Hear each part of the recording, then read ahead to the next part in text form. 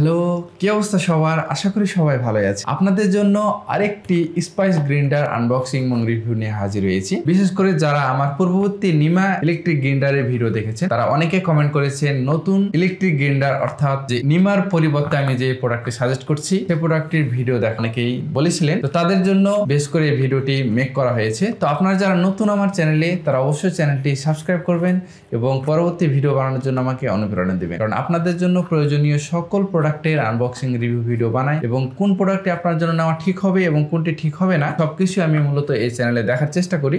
আমার ছোট প্রচেষ্টা যাতে করে আপনার কষ্টের টাকাগুলো কখনো যেন নষ্ট না হয়। আমি চাই আপনি সঠিক পণ্যটি কিনুন এবং ভালো প্রোডাক্টটি কিনুন এবং দীর্ঘদিন ব্যবহার করুন। এই প্রোডাক্টটি আনবক্সিং এবং রিভিউ করা যাক। প্রথমে এটি আনবক্সিং করলে আপনারা ঠিক সহজে দেখতে পারবেন এরকম একটি সুন্দর বাবল র্যাপিং দিয়ে কিন্তু এটি মোড়ানো আছে। প্রতিটা প্রোডাক্টই আসলে বাবল র্যাপিং দেওয়া দরকার, কারণ এই প্রোডাক্টগুলো বেশিরভাগই কিন্তু দূর দূরান্তে আসে এবং দূর দূরান্তে আবারও পাঠানো হয় কুরিয়ারের মাধ্যমে।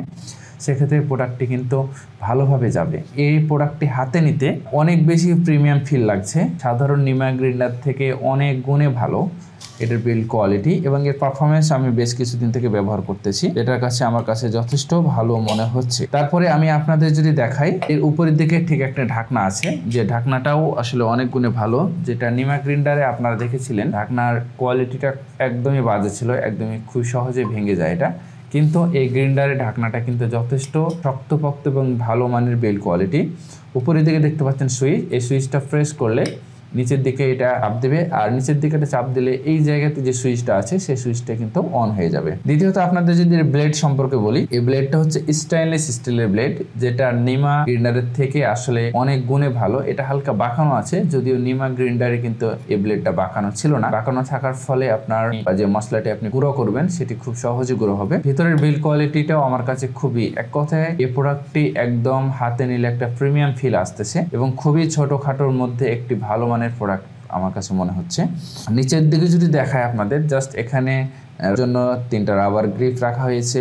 এখানে জাস্ট মোটরের তাপমাত্রা বের হওয়ার জন্য এখানে জাস্ট কয়েকটি ছিদ্র রাখা হয়েছে। এছাড়া আপনারা ঠিক এখানে দেখতে পাচ্ছেন এখানে চার্জারের প্লাগ রাখা হয়েছে। তো চার্জারের প্লাগটি আপনাদের বক্স থেকে আমি বের করে দেখাই, তাহলে আপনারা ঠিক সহজে বুঝতে পারবেন। এরকম একটি কেবল দিয়ে কিন্তু চার্জার হয়েছে। তা কেবলটা যদি আপনার লেন্থ নিয়ে আমি আপনাদের দেখাই, এটার লেন্থ সাধারণত একটু বড় মনে হচ্ছে নিমা গ্রাইন্ডারের চেয়ে, তারপরেও আমার কাছে 3 ফিট মনে হচ্ছে। আমি যদি আপনাদের দেখাই, এটা 3 ফিট হবে।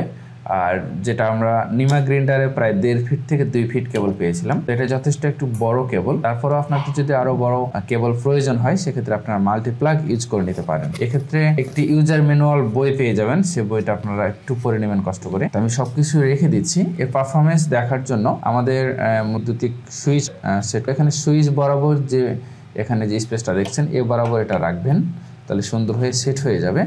তারপরে উপর থেকে জাস্ট এখানে প্রেস করলে কিন্তু এটা অন হয়ে যাবে। তো আমি যদি প্রথমে আপনাদের এটি বৈদ্যুতিক লাইন দিয়ে আপনাদের দেখাই, ঠিক আপনারা দেখতে পাচ্ছেন এখানে যে চার্জার প্লাগটা আছে এখানে জাস্ট এখানে প্লাগ ইন করে দিবেন, খুব সহজ। তারপরে উপর থেকে জাস্ট এটা চাপ দিবেন।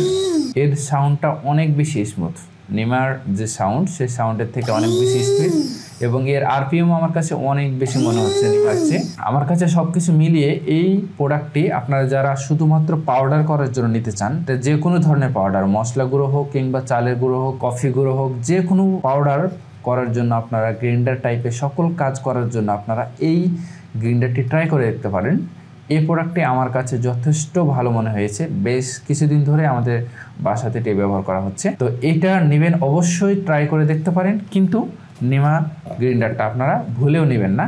এই প্রোডাক্টটি টোটালি বাজে, নিমা গ্রাইন্ডার প্রোডাক্টটি টোটালি বাজে, এই প্রোডাক্টটা নেবেন না। আপনারা যদি গ্রাইন্ডার টাইপের কোনো কিছু নিতে চান সেক্ষেত্রে এই স্পাইস যে গ্রাইন্ডারটি আছে, মাল্টি ফাংশনাল স্পাইস গ্রাইন্ডার, সেইটি আপনারা কিন্তু ট্রাই করে দেখতে পারেন। তো এটা নেবেন অবশ্যই বিশ্বস্ত কোনো ওয়েবসাইট বা ফেসবুক পেজ থেকে।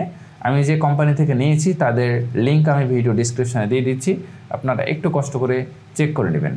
তো আমার কাছে যেটি মনে হয়েছে এই বাজেটের মধ্যে এই ইলেকট্রিক গ্রাইন্ডারটি বেস্ট একটি ইলেকট্রিক গ্রাইন্ডার, আপনারা চাইলে ট্রাই করতে পারেন। যদিও প্রাইসটা একটু বেশি মনে হচ্ছে আমার কাছে, 200 টাকা বেশি হলেও আসলে এই প্রোডাক্টটি আমার কাছে যথেষ্ট কোয়ালিটিফুল একটি প্রোডাক্ট বলে মনে হয়েছে। তো আপনারা অবশ্যই কেনার পূর্বে প্রতিষ্ঠিত কোনো পেজ বা ওয়েবসাইট থেকে এটি কেনার চেষ্টা করবেন। তো আমি যেই ওয়েবসাইট বা পেজ থেকে এটি কিনেছিলাম সেটির লিংক আমি ভিডিও ডেসক্রিপশনে অথবা কমেন্টে পিন করে দেবো। আপনারা চাইলে সেই ফোন নম্বর কিংবা সেই ওয়েবসাইট বা ফেসবুক পেজ থেকে কিনে নিতে পারেন। আজকের ভিডিও দীর্ঘায়িত করব না, সবাই ভালো থাকবেন, দেখা হবে নতুন কোনো এক